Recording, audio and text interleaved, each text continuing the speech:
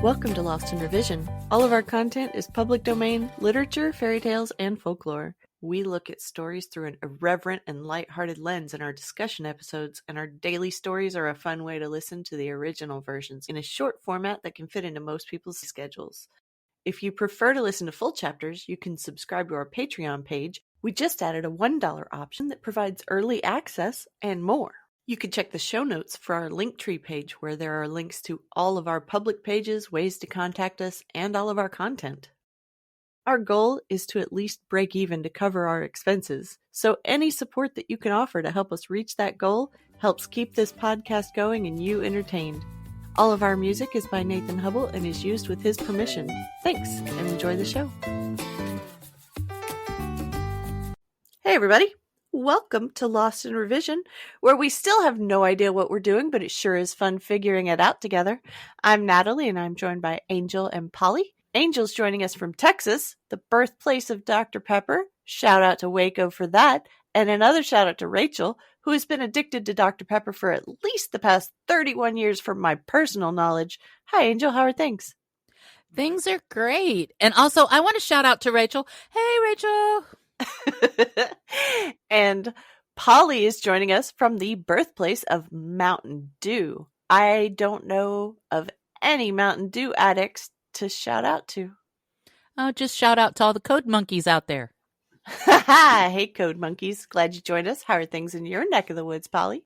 Mountain Dew was invented in the mountains. I live in the swamps, where apparently all the roads were built by moonshiners running from the G-Man and Buford Pusser. Did you know Mountain Dew was created as a mixer to make moonshine taste better? I was a Mountain Dew addict as a teenager, but I gave it up for something with more caffeine. More? More than Mountain Dew? Oh, dear Lord. Is this the part where I jump in and say that you're a monster? Sorry. My dad jokes are bad today. Dad jokes aside, are y'all ready to get started with Beauty and the Beast? Sure. Let's get this puppy on the road. Why don't you get us started with the cultures that this story developed in? It was originally written by French novelist Gabriel Suzanne Barbeau de Villeneuve and published in 1740 in La Jeune Américaine et les Contes Marines, or The Young American and Marine Tales. It was later abridged and republished by Jeanne-Marie Leprince de Beaumont in 1756 in Magazine des Enfants, or Children's Collections, in the version most people recognize. Later, Andrew Lang retold the story again in the Blue Fairy Book in 1889. Much like Cinderella, it has multiple versions throughout history and around the world, including ancient Greek and Italian, but one version stands out as the one. She loses siblings with each retelling. Well, to be honest, most of the siblings were worth losing. The sisters were stepsisters from Cinderella clones, and the brothers were just sort of background chorus with no real characterizations.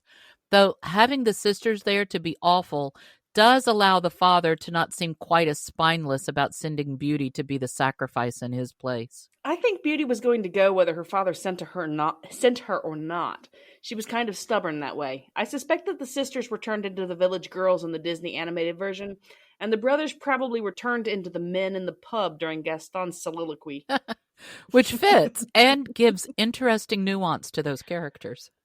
Yeah. You know, as soon as Beauty knew her dad was in danger, she was going.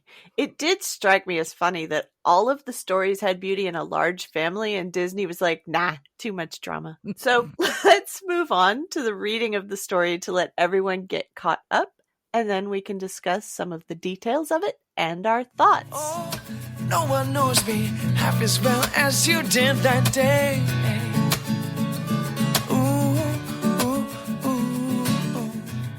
Beauty and the Beast by Marie Leprince de Beaumont. There once was a very rich merchant who had 6 children, 3 sons and 3 daughters. Being a man of sense, he spared no cost for their education, but gave them all kinds of masters.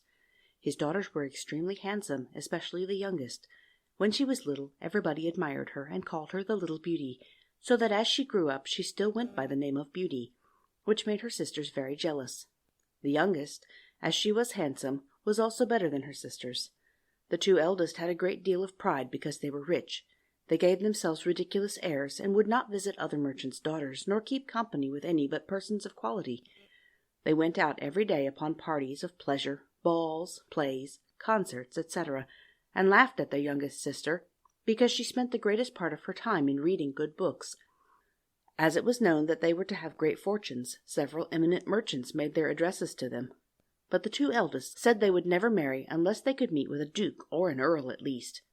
Beauty very civilly thanked them that courted her, and told them she was too young yet to marry, but chose to stay with her father a few years longer. All at once the merchant lost his whole fortune, excepting a small country house at a great distance from town, and told his children, with tears in his eyes, they must go there and work for their living. The two eldest answered that they would not leave the town, for they had several lovers, who they were sure would be glad to have them, though they had no fortune. But in this they were mistaken, for their lovers slighted and forsook them in their poverty. As they were not beloved on account of their pride, everybody said, "They do not deserve to be pitied. We are glad to see their pride humbled. Let them go and give themselves quality airs in milking the cows and minding their dairy. But," added they, "we are extremely concerned for Beauty. She was such a charming, sweet-tempered creature, spoke so kindly to poor people, and was of such an affable, obliging disposition. Nay, several gentlemen would have married her, though they knew she had not a penny, but she told them she could not think of leaving her poor father in his misfortunes, but was determined to go along with him into the country to comfort and attend him.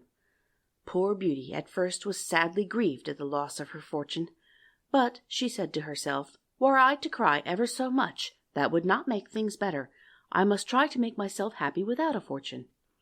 When they came to their country house, the merchant and his 3 sons applied themselves to husbandry and tillage, and Beauty rose at 4 in the morning and made haste to have the house clean and breakfast ready for the family. In the beginning she found it very difficult, but she had not been used to work as a servant, but in less than 2 months she grew stronger and healthier than ever. After she had done her work, she read, played on the harpsichord, or else sung, whilst she spun. On the contrary, her 2 sisters did not know how to spend their time. They got up at 10, and did nothing but saunter about the whole day, lamenting the loss of their fine clothes and acquaintance. "Do but see our youngest sister," said they one to the other. "What a poor, stupid, mean-spirited creature she is, to be contented with such an unhappy situation."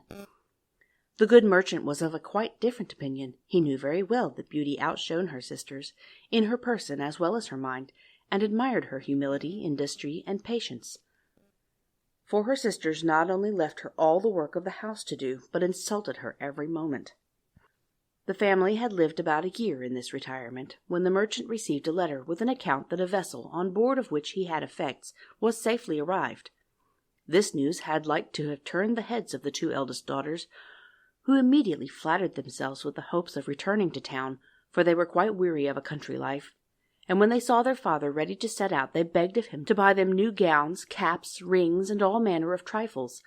But Beauty asked for nothing, for she thought to herself that all the money her father was going to receive would scarce be sufficient to purchase everything her sisters wanted.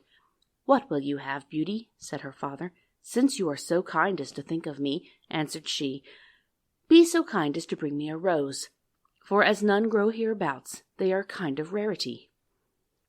Not that Beauty cared for a rose, but she asked for something, lest she should seem by her example to condemn her sister's conduct, who would have said she did it only to look particular. The good man went on his journey, but when he came there they went to law with him about the merchandise, and after a great deal of trouble and pains to no purpose, he came back as poor as before. He was within 30 miles of his own house, thinking of the pleasure he should have in seeing his children again, when going through a large forest he lost himself. It rained and snowed terribly. Besides, the wind was so high that it threw him twice off his horse, and night coming on, he began to apprehend being either starved to death with cold and hunger, or else devoured by the wolves, whom he heard howling all around him, when on a sudden, looking through a long walk of trees, he saw a light at some distance, and going on a little further, he perceived it came from a palace illuminated from top to bottom. The merchant returned God thanks for this happy discovery, and hasted to the palace, but was greatly surprised at not meeting with anyone in the outcourts. His horse followed him, and seeing a large stable open, went in, and finding both hay and oats, the poor beast, who was almost famished, fell to eating very heartily. The merchant tied him up to the manger and walked toward the house, where he saw no one, but entering into a large hall, he found a good fire and a table plentifully set out, with but one cover laid. As he was wet quite through with the rain and snow, he drew near the fire to dry himself. "I hope," said he, "the master of the house or his servants will excuse the liberty I take. I suppose it will not be long before some of them appear." He waited a considerable time till it struck 11, and still nobody came. At last he was so hungry that he could stay no longer, but took a chicken and ate it in 2 mouthfuls, trembling all the while. After this he drank a few glasses of wine, and growing more courageous, he went out of the hall and crossed through several grand apartments with magnificent furniture till he came into a chamber which had an exceeding good bed in it, and as he was very much fatigued, and it was past midnight, he concluded it was best to shut the door and go to bed. It was 10 the next morning before the merchant waked, and as he was going to rise, he was astonished to see a good suit of clothes in the place of his own, which were quite spoiled. "Certainly," said he, "this palace belongs to some kind fairy, who has seen and pitied my distress." He looked through a window, but instead of snow saw the most delightful arbours, interwoven with the most beautiful flowers that ever were beheld. He then returned to the great hall, where he had supped the night before, and found some chocolate ready made on a little table.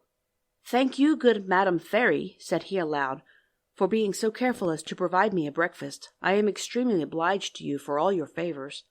The good man drank his chocolate, and went to look for his horse, but passing through an arbour of roses, he remembered Beauty's request to him, and gathered a branch on which were several. Immediately he heard a great noise, and saw such a frightful beast coming towards him, that he was ready to faint away. "You are very ungrateful," said the beast to him in a terrible voice. "I have saved your life by receiving you into my castle, and in return you steal my roses, which I value beyond anything in the universe. But you shall die for it. I give you but a quarter of an hour to prepare yourself, to say your prayers." The merchant fell on his knees and lifted up both his hands. "My lord," said he, "I beseech you to forgive me. Indeed, I had no intention to offend in gathering a rose for one of my daughters, who desired me to bring her one." "My name is not my lord," replied the monster, "but beast. I don't love compliments, not I. I like people should speak as they think, and so do not imagine I am moved by any of your flattering speeches. But you say you have got daughters. I will forgive you, on condition that one of them come willingly and suffer for you.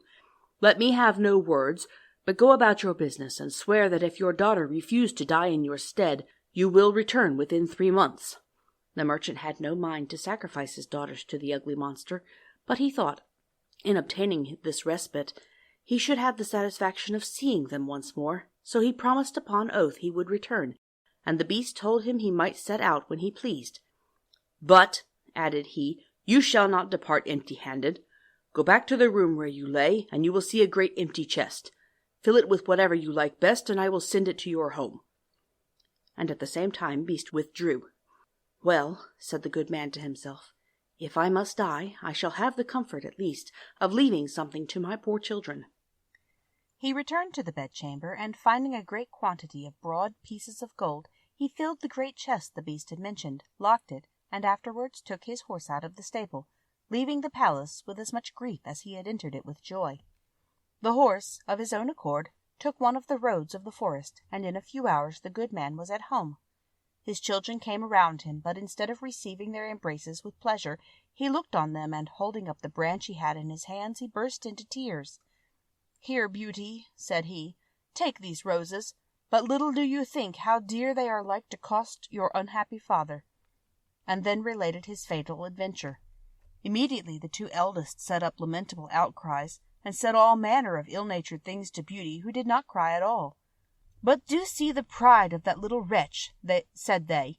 "She would not ask for fine clothes as we did, but no, truly, Miss wanted to distinguish herself, so now she will be the death of our poor father, and yet she does not so much as shed a tear."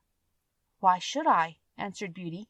"It would be very needless, for my father shall not suffer upon my account, since the monster will accept one of his daughters.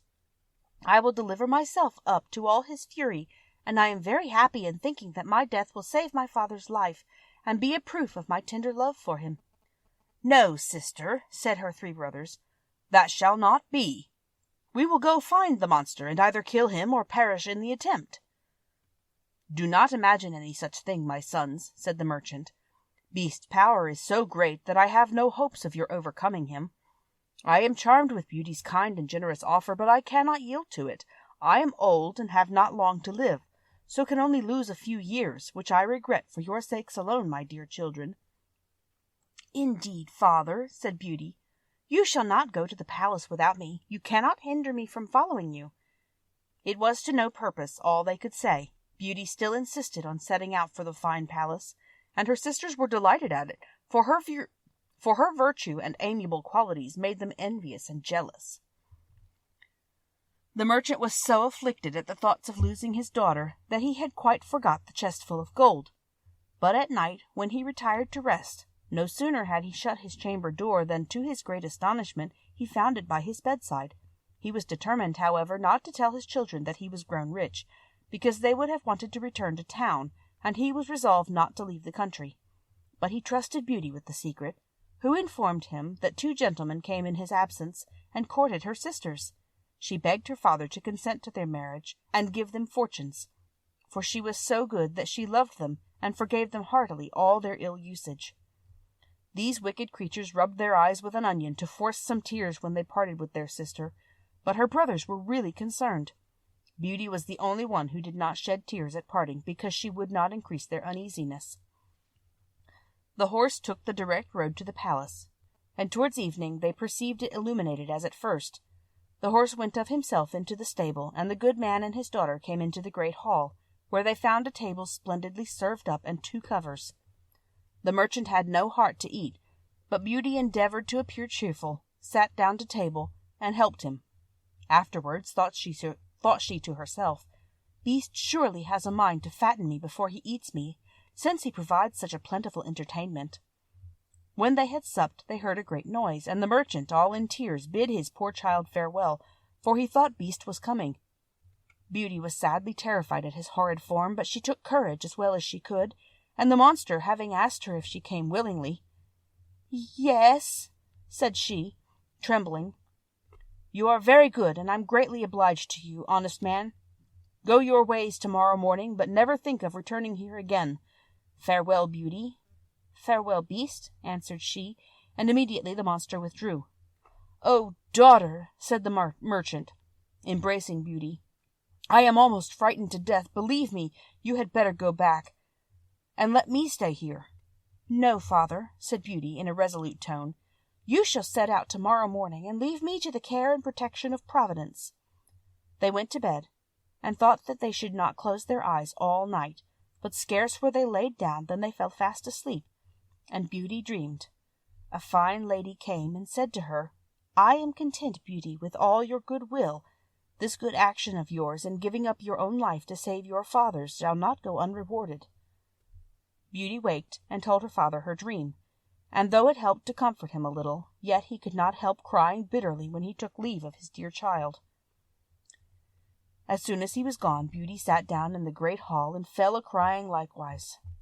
But as she was mistress of a great deal of resolution, she recommended herself to God, and resolved not to be uneasy the little time she had to live, for she firmly believed Beast would eat her up that night. However, she thought she might as well walk about till then, and view this fine castle, which she could not help admiring. It was a delightful, pleasant place, and she was extremely surprised at seeing a door over which was wrote, "Beauty's apartment." She opened it hastily, and was quite dazzled with the magnificence that reigned throughout, but what chiefly took up her attention was a large library, a harpsichord, and several music books. "Well," said she to herself, "I see they will not let my time hang heavy on my hands for want of amusement." Then she reflected, "Were I but to stay here a day, there would not have been all these preparations." This consideration inspired her with fresh courage, and opening the library, she took a book, and read these words in letters of gold: "Welcome, Beauty, banish fear. You are queen and mistress here. Speak your wishes, speak your will. Swift obedience meets them still." "Alas," said she with a sigh, "there is nothing I desire so much as to see my poor father and to know what he is doing." She had no sooner said this when, casting her eyes on a great looking-glass, to her amazement she saw her own home, where her father arrived with a very dejected countenance. Her sisters went to meet him, and notwithstanding their endeavours to appear sorrowful, their joy, felt for having got rid of their sister, was visible in every feature. A moment after, everything disappeared, and Beauty's apprehensions at this proof of Beast's complaisance. At noon she found dinner ready, and while at table was entertained with an excellent concert of music, though without seeing anybody. But at night, as she was going to sit down to supper, she heard the noise Beast made, and could not help being sadly terrified. "Beauty," said the monster, "will you give me leave to see you sup?" "That is as you please," answered Beauty, trembling. "No," replied the Beast, "you alone are mistress here. You need only bid me be gone, if my presence is troublesome, and I will immediately withdraw. But tell me, do not you think me very ugly?" "That is true," said Beauty, "for I cannot tell a lie, but I believe you are very good-natured." "So I am," said the monster. "But then, besides my ugliness, I have no sense. I know very well that I am a poor, silly, stupid creature." "'Tis no sign of folly to think so," replied Beauty, "for never did fool know this, or had so humble a conceit of his own understanding." "Eat then, Beauty," said the monster, "and endeavour to amuse yourself in your palace, for everything here is yours, and I should be very uneasy if you were not happy." "You are very obliging," answered Beauty. "I own I am pleased with your kindness, and when I consider that, your deformity scarce appears." "Yes, yes," said the Beast, "my heart is good, but still I am a monster." "Among mankind," says Beauty, "there are many that deserve that name more than you, and I prefer you, just as you are, to those who, under a human form, hide a treacherous, corrupt, and ungrateful heart." "If I had sense enough," replied the Beast, "I would make a fine compliment to thank you, but I am so dull that I can only say I am greatly obliged to you." Beauty ate a hearty supper, and had almost conquered her dread of the monster, but she had like to have fainted away when he said to her, "Beauty, will you be my wife?" She was some time before she durst answer, for she was afraid of making him angry if she refused. At last, however, she said, trembling, "No, Beast." Immediately the poor monster began to sigh, and hissed so frightfully that the whole palace echoed. But Beauty soon recovered her fright, for Beast, having said in a mournful voice, "Then farewell, Beauty," left the room, and only turned back now and then to look at her as he went out. When Beauty was alone, she felt a great deal of compassion for poor Beast. "Alas," said she, "'tis 1,000 pities anything so good-natured should be so ugly." Beauty spent 3 months very contentedly in the palace. Every evening Beast paid her a visit, and talked to her during supper very rationally, with plain, good common sense, but never with what the world calls wit, and Beauty daily discovered some valuable qualifications in the monster, and seeing him often had so accustomed her to his deformity that, far from dreading the time of his visit, she would often look on her watch to see when it would be 9, for the Beast never missed coming at that hour. There was but one thing that gave Beauty any concern, which was that every night before she went to bed the monster always asked her if she would be his wife. One day she said to him, "Beast, you make me very uneasy. I wish I could consent to marry you, but I am too sincere to make you believe that will ever happen. I shall always esteem you as a friend. Endeavour to be satisfied with this." "I must," said the Beast, "for alas, I know too well my own misfortune. But then I love you with the tenderest affection. However, I ought to think myself happy that you will stay here. Promise me never to leave me." Beauty blushed at these words. She had seen in her glass that her father had pined himself sick for the loss of her, and she longed to see him again. "I could," answered she, "indeed promise never to leave you entirely, but I have so great a desire to see my father that I shall fret to death if you refuse me that satisfaction." "I had rather die myself," said the monster, "than give you the least uneasiness. I will send you to your father. You shall remain with him, and poor Beast will die of grief." "No," said Beauty, weeping, "I love you too well to be the cause of your death. I give you my promise to return in a week. You have shown me that my sisters are married, and my brother's gone to the army. Only let me stay a week with my father, as he is alone." "You shall be there tomorrow morning," said the Beast. "But remember your promise. You need only lay your ring on the table before you go to bed, when you have a mind to come back. Farewell, Beauty." Beast sighed as usual, bidding her good night, and Beauty went to bed very sad at seeing him so afflicted. When she waked the next morning, she found herself at her father's, and having rang a little bell that was by her bedside, she saw the maid come, who, the moment she saw her, gave a loud shriek, at which the good man ran upstairs, and thought he should have died with joy to see his dear daughter again. He held her fast, locked in his arms, above a quarter of an hour. As soon as the first transports were over, Beauty began to think of rising, and was afraid she had no clothes to put on, but the maid told her that she had just found in the next room a large trunk full of gowns, covered with gold and diamonds. Beauty thanked good Beast for his kind care, and taking one of the plainest of them, she intended to make a present of the others to her sisters. She scarce had said so, when the trunk disappeared. Her father told her that Beast insisted on her keeping them herself, and immediately both gowns and trunk came back again. Beauty dressed herself, and in the meantime they sent to her sisters, who hasted thither with their husbands. They were both of them very unhappy. The eldest had married a gentleman, extremely handsome indeed, but so fond of his own person that he was full of nothing but his own dear self, and neglected his wife. The second had married a man of wit, but he only made use of it to plague and torment everybody, and his wife most of all. Beauty's sisters sickened with envy when they saw her dressed like a princess, and more beautiful than ever, nor could all her obliging affectionate behaviour stifle their jealousy, which was ready to burst when she told them how happy she was. They went down into the garden to vent it in tears, and said one to the other, "In what is this little creature better than us, that she should be so much happier?" "Sister," said the eldest, "a thought just strikes my mind. Let us endeavour to detain her above a week, and perhaps the silly monster will be so enraged at her for breaking her word that he will devour her." "Right, sister," answered the other. "Therefore we must show her as much kindness as possible." After they had taken this resolution, they went up and behaved so affectionately to their sister that poor Beauty wept for joy. When the week was expired, they cried and tore their hair, and seemed so sorry to part with her that she promised to stay a week longer. In the meantime, Beauty could not help reflecting on herself for the uneasiness she was likely to cause poor Beast, whom she sincerely loved and really longed to see again.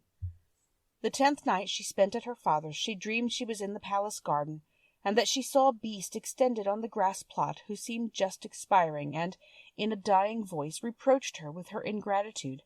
Beauty started out of her sleep, and bursting into tears, "Am I not very wicked," said she, "to act so unkindly to Beast that has studied so much to please me in everything? Is it his fault that he is so ugly and has so little sense? He is kind and good, and that is sufficient. Why did I refuse to marry him? I should be happier with the monster than my sisters are with their husbands. It is neither wit nor a fine person in a husband that makes a woman happy, but virtue, sweetness of temper, and complaisance. And Beast has all these valuable qualifications. It is true I do not feel the tenderness of affection for him, but I find I have the highest gratitude, esteem, and friendship, and I will not make him miserable. Were I to be so ungrateful, I should never forgive myself." Beauty, having said this, rose, put her ring on the table, and then laid down again. Scarce was she in bed before she fell asleep, and when she waked the next morning she was overjoyed to find herself in the Beast's palace. She put on one of her richest suits to please him, and waited for evening with the utmost impatience. At last the wished-for hour came. The clock struck 9, yet no Beast appeared. Beauty then feared she had been the cause of his death. She ran crying and wringing her hands all about the palace, like one in despair. After having sought for him everywhere, she recollected her dream, and flew to the canal in the garden, where she dreamed she saw him. There she found poor Beast stretched out, quite senseless, and, as she imagined, dead. She threw herself upon him without any dread, and finding his heart beat still, she fetched some water from the canal and poured it on his head. Beast opened his eyes, and said to Beauty, "You forgot your promise, and I was so afflicted for having lost you that I resolved to starve myself. But since I have the happiness of seeing you once more, I die satisfied." "No, dear Beast," said Beauty, "you must not die. Live to be my husband. From this moment I give you my hand, and swear to be none but yours. Alas, I thought I had only a friendship for you, but the grief I now feel convinces me that I cannot live without you." Beauty scarcely had pronounced these words when she saw the palace sparkle with light, and fireworks, instruments of music, everything seemed to give notice of some great event, but nothing could fix her attention. She turned to her dear Beast, for whom she trembled with fear, but how great was her surprise! Beast had disappeared, and she saw at her feet one of the loveliest princes that I ever beheld, who returned her thanks for having put an end to the charm under which he had so long resembled a beast. Though this prince was worthy of all her attention, she could not forbear asking where Beast was. "You see him at your feet," said the prince.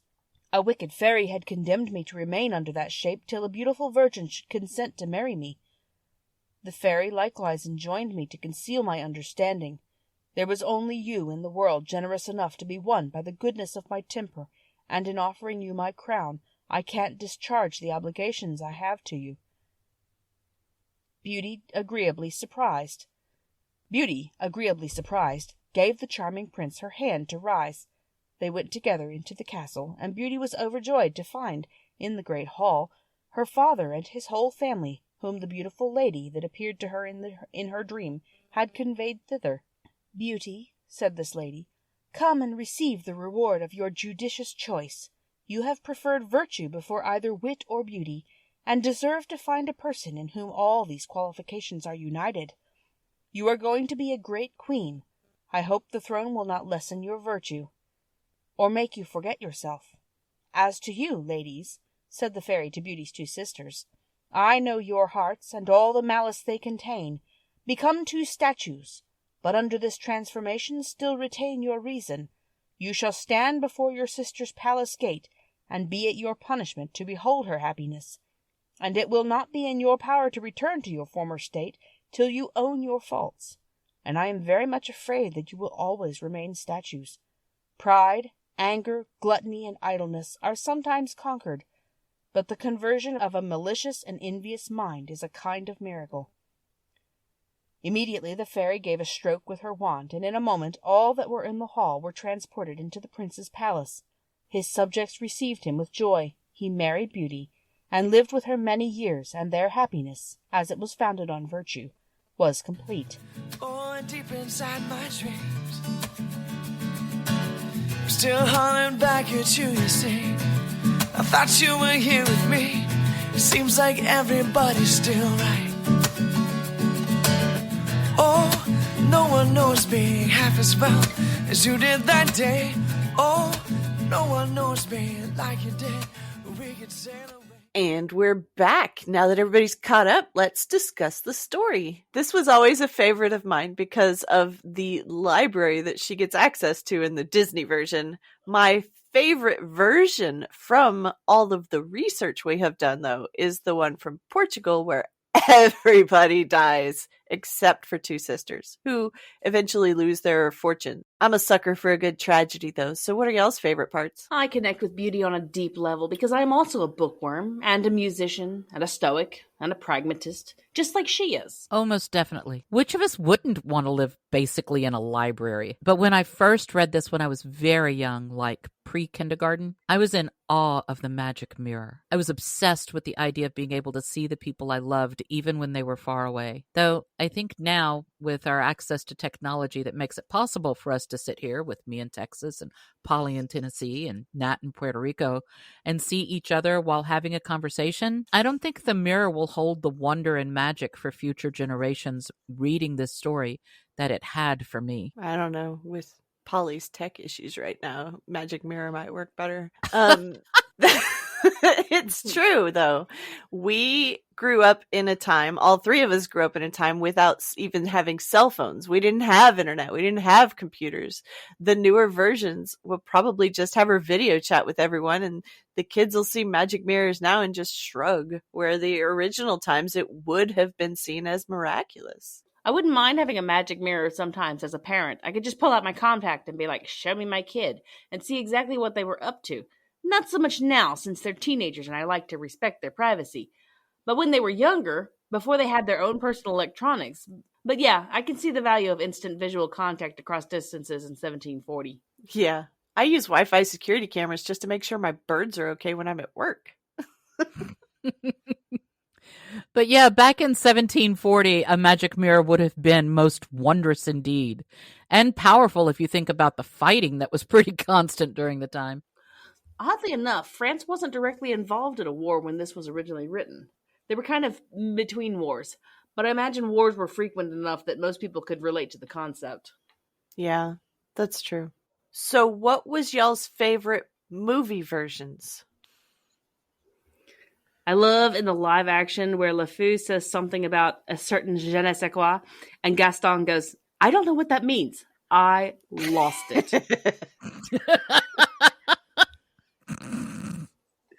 Because they were supposed to be French! I just got that!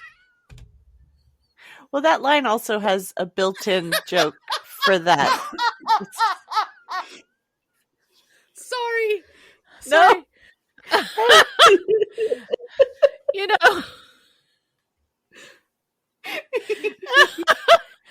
know. This is staying in, right?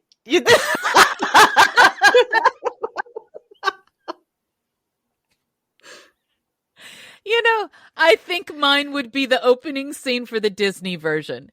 It just feels like a Broadway production and kind of made me think of the market scene from Brigadoon. I remember seeing it for the first time in the theater with some of my best friends.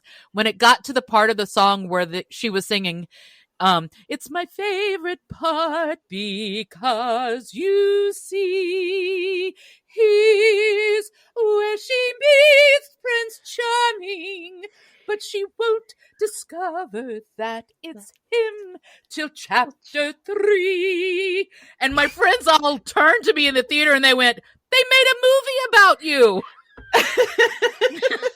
They were always teasing me about my tendency to reread favorite books all the time. So when she's describing the book, the first time my dad saw it, he said she must be reading The Princess Bride. So in my head, that has always been the book she is reading in that scene. People make fun about rereading favorite books, but you don't stop hanging out with people just because you already knew how they grew up or what their favorite food is. Books are my friends. I still want to hang out with them. Yeah, especially if it's The Princess Bride. Exactly. I always said that rereading was like visiting with old friends, all happy, warm, cozy. I get to where I'm missing my friends, so I read the book again. And with my newfound memory issues, I can reread books after 2 years and I don't even remember what I read before. It's so nice. So, what do y'all think the original lessons of the story were for the people who were telling the story? Well, there is a strong thread through several of the stories we have read that shows up here again. This idea that it is the virtues of hard work and kindness that will make you truly beautiful and worthy of love. I love her attitude at the beginning when her world falls apart and she's all, if I cry, that isn't going to fix anything. Might as well decide to find a way to be happy. That's like my motto. There's a song about that. Raindrops keep falling on my head. 'Cause I'm never gonna stop the rain by complaining. There's the lesson of sticking to your word. She promised to return, and when she didn't, Beast suffered. Which, for me, as the girl who always loses track of time, that was actually terrifying when I was little. The thought of causing someone pain unto death just because I was late, as usual. My time blindness would have been an issue here, for sure. The stories of the sisters tricking her and sometimes even drugging her do make it worse. I wanted to tie into our last episode because I thought it was humorous that we discussed the book of Esther as a rags to riches from the Bible, and since directly after the book of Esther comes Job, I really found it funny that y'all decided to have this one next where the father loses everything, but Beauty's still happy. And the destruction isn't as complete as Job's troubles, but it just seemed fitting to mention that y'all are doing Bible stories in order. No worries, Angel. Job just gets skin boils and all of his kids and slaves die. Nobody gets impaled. No impaling. That I read. Not going there. So let's move on to what the modern audiences can learn from this story. There is the point of not judging someone on their looks. Beauty never does that. Rather, she takes everyone, even her horrible, selfish sisters, at their best value. So I need to disagree with that just a tiny bit, because in some of the older stories, she falls in love with the beautiful prince that's in her dreams and never even pieces together that the prince is the same as the beast because the beast is beastly looking. And even though he's the kind person who is like spending time with her and taking care of her, she does not agree to marry him, and it ends up killing him in the end. I don't know. Did she base that on looks or did she base it on species? You're right. She's not wrong, though. I find it very interesting that in the version you read, they never actually describe what the beast looks like. I mean, they use the terms monster and beast and descriptions such as ugly or talk of his deformity. But there's no mention of fangs, horns, and fur like we see in the Disney movie or even in some of the live actions. Well, he's definitely animalistic in some fashion, or he wouldn't be referred to as a beast. But more than that is left up to the imagination. Or maybe it's not important because his actions are concerned with Beauty's comfort and not his own. Okay, yeah. He is very polite, but I have to say, I know several people who are not actually animalistic that I would definitely refer to as a beast. He also has a very polite, though also creepy, possessive reaction to being friend-zoned. He's all, that's too bad because I love you, but promise you'll never leave me. However, he doesn't do the big dramatic scene. So I have to say that for the past 6 episodes, y'all have been so lenient on these princes due to spells. And I think you need to cut the beast a little slack since the friend zone literally leads to his death. He was always kind in beast and dream form. So Book Beast and live action Beast were both very polite. You can tell he's well bred. I love the line in the live action Disney where Belle says, "Oh, you know Arthur?" And he goes, "I had an expensive education." I like that this story does promote the idea that beauty of the mind and soul is equally as valuable as outer beauty, if not more so. I was always kind of disappointed at the beast transforming into just a boring pretty boy in the end. Yeah, well, looks aren't everything. At least he wouldn't shed so much. The Disney transformation had me going, good thing he fought Gaston before he transformed. Boy would not have survived otherwise. He might have had an expensive education, but he wasn't a soldier. Good point. So, to close out, what do you think happened after the story? Well, I don't want the traditional happy ending for this one. I don't know why, but it just doesn't fit for me. I want them to be able to just retreat back to their secluded home with a great library, and the world just leaves them alone to just be happy. Stop all the must get married to be happy nonsense. Just leave them alone. You just want to live in the world with that library. I know where you're coming from. Yes. So, yeah, but consider the time period. They couldn't possibly have had a physical relationship without being married. What with burning in hell for all eternity. Well, they're French. Yeah, they're French. They can get away with it. I'm going to stick to the ones where they live so that I'm not just singing the worms crawl in, the worms crawl out song to you. So I think that Beauty went to find the sorceress who cursed the beast so that she could get a charm to turn him back into the beast at will so she doesn't end up with that badly animated, weird-looking dude from the Disney movie all the time. Ooh. The beast was so much better in that version. Definitely. Well, the French Revolution happened next. So they did all die by beheading. I'd be hunting down that sorceress and making her hide the castle again. Right?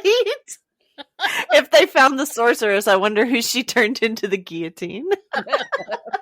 I think it'd be Mrs. Potts. No. The dresser, the wardrobe that The one that jumped off of the balcony and for sure killed a man. Yes, her. In an animated classic. Like, what? No, a bureau just fell on me. I'm fine. Oh my God, no. I don't know. I'm never going to get that song out of my head all day now. The worms crawl in, the worms crawl out. In your stomach. The worms play tiddlywinks on your snout. Yes! Oh. Okay, just a second. Did you ever Mine- think when a hearse mine- goes by that you might be the next one to die? They wrap you in a clean white sheet and bury you in the ground 6 feet deep. I think it's so funny how we have almost the exact same song to the same tune, and there's just these tiny little words that are different. It is all like just from singing it with different group of kids. Well, mine actually, my version, the way I sing it comes from a very old movie that almost nobody has ever heard of other than me. It's a movie called Picture Mommy Dead. Huh. And it's with Zsa Zsa Gabor in it. And this girl is kind of traumatized and crazy after having seen her mother killed when she was little and everything. And in the end, lots of people get killed. And the girl is walking away from the burning mansion after having killed her stepmother, just like her mother had been killed. And she's singing that song as she's walking away from the burning mansion. If I'd seen that movie, I'd probably learn that one too. But I do love the tiddlywinks on your snout line. That's my favorite one. My mother sang that song to me, which might explain a few things. Mine was probably my Aunt Hope. My mom likely too. But I remember for a definite fact, it was my Aunt Hope that told me the poem of the little birdie in the snow, broken wing, broken toe, lured him to me with a piece of bread, and then I smashed his little head. That's thanks to Aunt Hopi. I think my grandmother sang it with the ants playing on your snout, but she had them playing pinochle. Yeah. Yeah, my mother sang The worms Pinochle. crawl in, the worms crawl out. Worms play tiddlywinks on your snout. They eat your eyes, they eat your nose. They eat the jelly between your toes. You spread it on a piece of bread, and that's what you eat when you are dead. Okay, so mine doesn't go that far because mine stops because the movie stopped. The credits started rolling, so I didn't get that far. I didn't have credits. I had my family. Things were grim back in the day. If you think about like all these people that wonder why all of the nursery rhymes and stuff are about the plague, they're like, oh my God, why were people so grim back then? But look at the memes about COVID. Yeah. Oh, yeah. Seriously. It's like, we're doing that now. It's just that today's culture doesn't do little songs for jumping rope. We do memes. Every culture has their own plague memes. The songs are just for TikTok. Right? If you're not on TikTok, you make memes. If you're on TikTok, you might have little songs. If we still have TikTok. Though, all you need is a VPN, kids. All you need is a VPN. Don't worry about it. I hope you're enjoying the stories. We sure are enjoying creating this for you. If you go and sign up on Patreon, you can listen without having to hear me talking in the intro and outro. For only $3 a month, you get the full chapters as soon as I have them edited, and you have your own personal RSS feed with no interruptions. We just added a $1 option that provides early access and more. We also have an account with buymeacoffee.com if you want to support us that way. So check out our link tree in the show notes for all of the best ways to get in touch and support the show. There's a lot more waiting for us all at the end of the road.